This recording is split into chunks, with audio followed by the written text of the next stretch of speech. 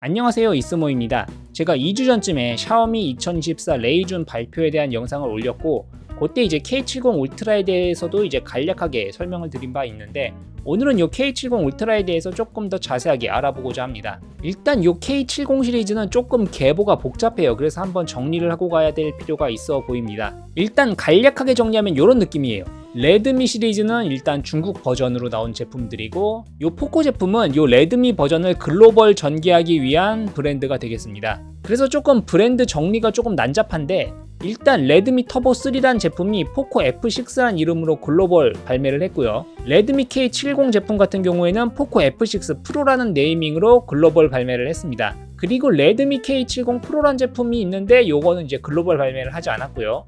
그리고 요번에 새로 나온 게 레드미 K70 울트라가 되겠습니다. 간략하게 이제 프로세서에 대해서만 알아보고 가자면은 포코 F6가 스냅드래곤 8S Gen 3, 포코 F6 프로가 스냅드래곤 8 Gen 2, 그리고 글로벌 발매되진 않은 레드미 K70 프로가 스냅드래곤 8 Gen 3, 그리고 레드미 K70 울트라가 디멘시티 9300 플러스 이렇게 되겠습니다. 근데 재밌는 게 이 K70 프로랑 K70 울트라예요.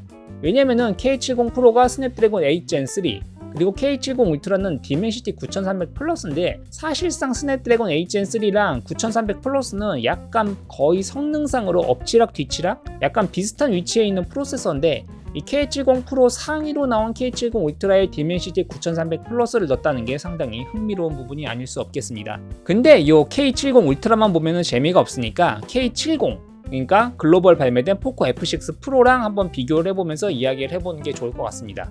그럼 왜 K70 프로랑은 비교를 안 하냐라고 하실 수 있는데 왜냐면 이 K70 프로는 글로벌 버전이 나오지 않았기 때문에 얘랑 비교하는 거는 별로 의미가 없을 것 같아가지고 글로벌 발매된 것 중에 가장 성능이 좋은 이 포코 F6 프로랑 비교를 해보는 시간을 한번 가져보도록 하겠습니다. 근데 이 K70 울트라가 재밌는 게 뭐냐면은 디멘시티 9300 플러스라는 최상위 등급의 AP를 탑재했는데 가격이 49만원으로 나왔어요.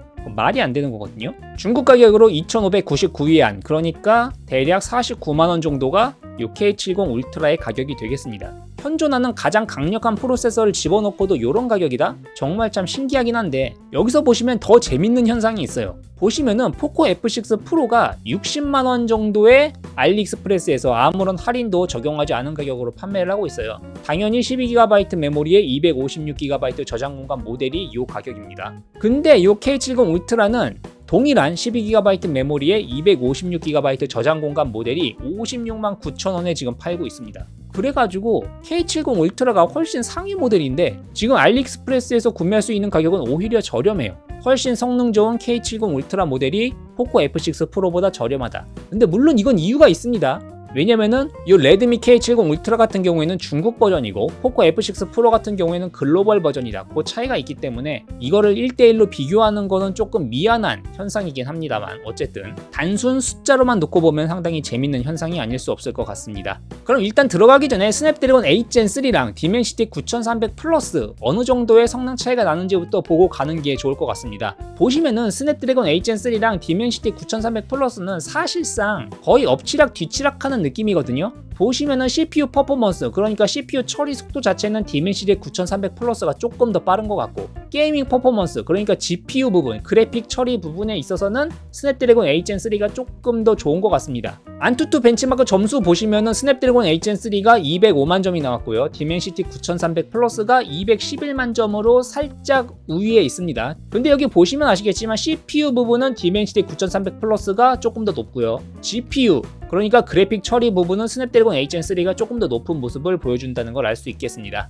밑에 이제 긱벤치 점수도 비슷하죠. 싱글코어 점수가 5% 정도 높은 걸 알 수 있고 멀티코어 점수도 디멘시티 9300 플러스가 3% 정도 높게 측정이 됐습니다. 반면 이제 그래픽을 테스트하는 3D 마크 와일드라이프 퍼포먼스를 보시면은 여기에 있어서는 이제 스냅드래곤 8 Gen 3가 디멘시티 9300 플러스보다 14% 정도 성능이 좋다고 나와 있는데 그러니까 결론적으로 말씀드리면 둘 다 거의 엇비슷한 성능의 칩셋이다라고 알아두시면 좋을 것 같습니다. 하지만 샤오미 측은 K70 프로에 스냅드래곤 8 Gen 3를 집어넣고 K70 울트라에 디멘시티 9300 플러스를 집어넣은 걸로 봐서는 샤오미 쪽에서는 아무래도 9300 플러스 쪽을 조금 더 상위 AP라고 생각하고 있는 거라고 보여집니다. 그러면은 이 샤오미 포코 F6 프로랑 샤오미 레드미 K70 울트라를 가볍게 한번 비교해 보도록 하겠습니다. 보시면은 같은 이제 K70, 얘가 K70 울트라니까 K70이랑 K70 울트라 같은 이제 K70 시리즈답게 비슷한 이런 패밀리룩 디자인을 하고 있는 모습을 보실 수 있을 것 같습니다. 근데 전 디자인적인 측면에 있어서는 K70 울트라가 조금 더 괜찮은 것 같아요.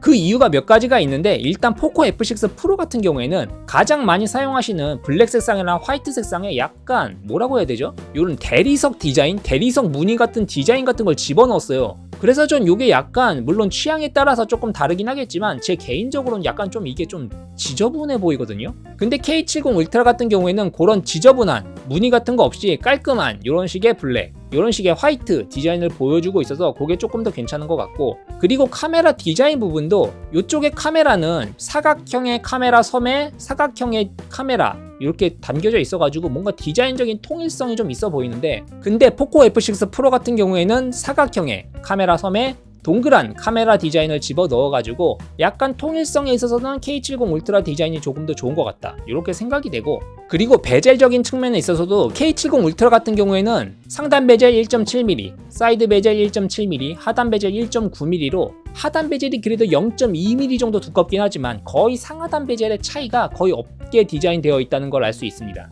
보시면은 이게 K70 프로랑 K70 울트라를 비교한 사진이에요. K70이 아니라 K70 프로가 나왔지만 사실 디자인적으로는 동일하거든요. 그래서 얘랑 얘를 비교해 보시면 아시겠지만 K70 프로 같은 경우에는 사이드 베젤을 따라서 아래로 내려가다가 요 꺾이는 라운드 부분에 꺾여져 가지고 하단 베젤로 이어지는 요 부분, 여기를 이제 자세히 보시면 아시겠지만 사이드 베젤이랑 하단 베젤이 이렇게 상당히 두께 차이가 나는 모습이 보여집니다. 그렇다고 해서 요 K70이 그렇게 많이 두꺼운 건 아니에요, 물론. 근데 K70 울트라를 보시면은 여기서 이제 상당히 차이가 많이 나죠. 사이드 베젤로 내려갔다가 아랫부분 라운드된 디자인을 따라서 하단 베젤로 내려가는데 여기는 거의 위화감이 없죠. 물론 여기도 하단 베젤이 0.2mm 정도 두껍긴 하지만 거의 이 라운드되는 부분에 있어서 위화감이 잘 느껴지지 않는 정도의 두께를 보여주고 있는데, 이 K70 프로 같은 경우에는 사이드 베젤이랑 하단 베젤이 살짝 차이가 나는 모습이 이렇게 보여지고 있습니다. 그래서 디자인적인 밸런스를 봤을 때에는 K70 울트라 쪽이 조금 더 밸런스가 맞는 디자인을 보여주고 있다고 보여집니다.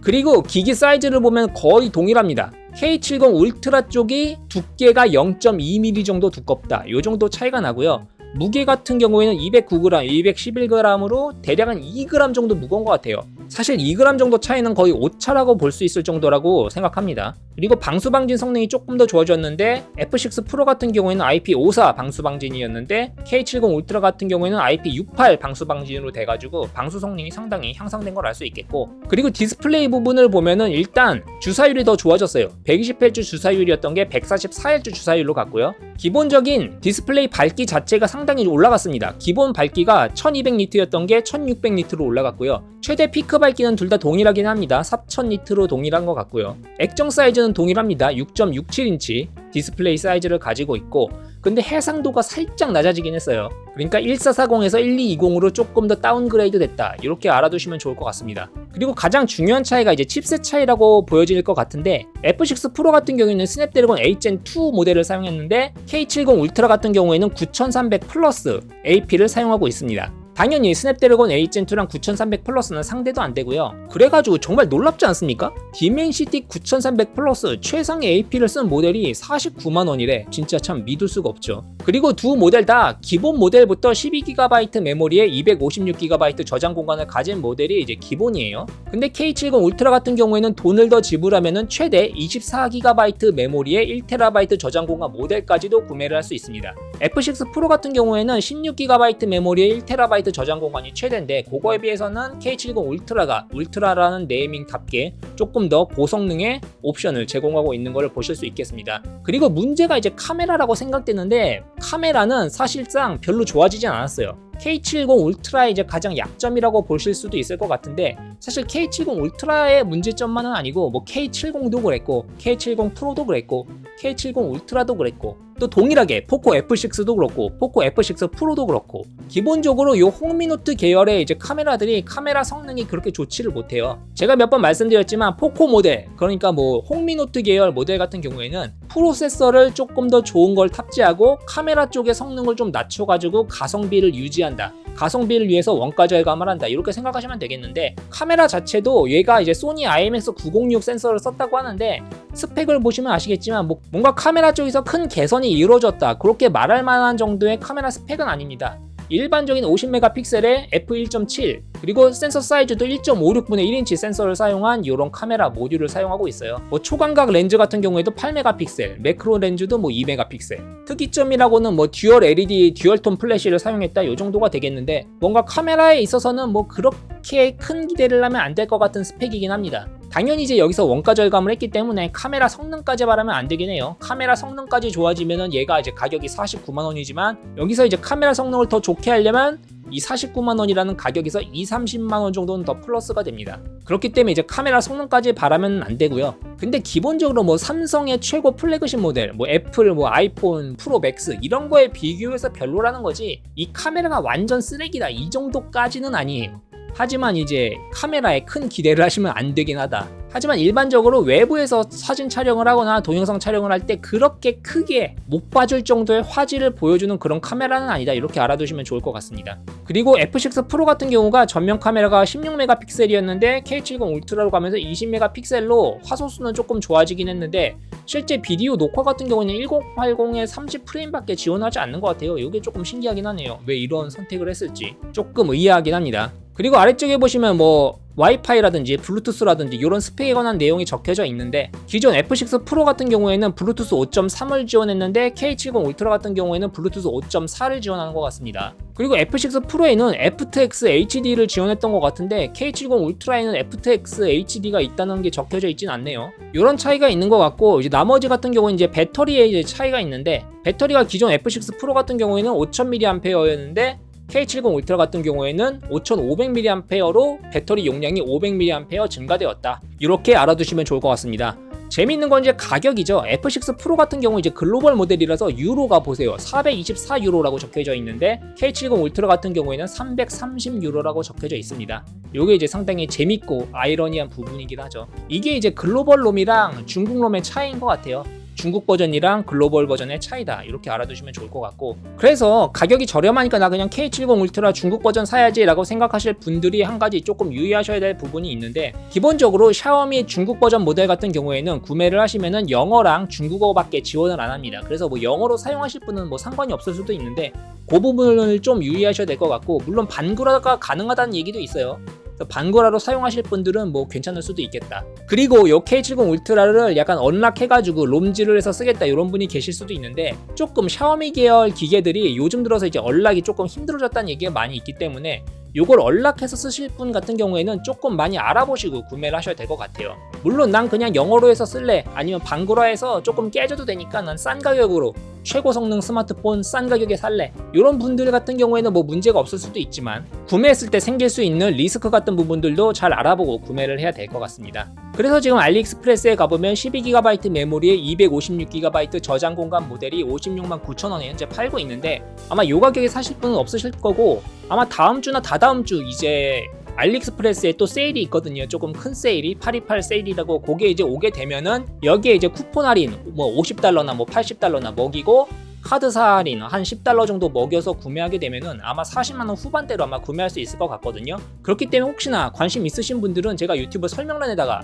요 샤오미 K70 울트라 구매 링크 걸어 드릴 테니까 미리 이제 장바구니에 넣어 놓으셨다가 다음 주나 다다음 주에 있을 알리익스프레스 할인 때 싸게 쿠폰 먹이고 카드 할인 먹여가지고 저렴하게 구매하시면 될 것 같습니다. 오늘 영상 여기까지였고요. 도움이 되셨으면 유튜브 구독, 좋아요 눌러주시면 감사하겠습니다.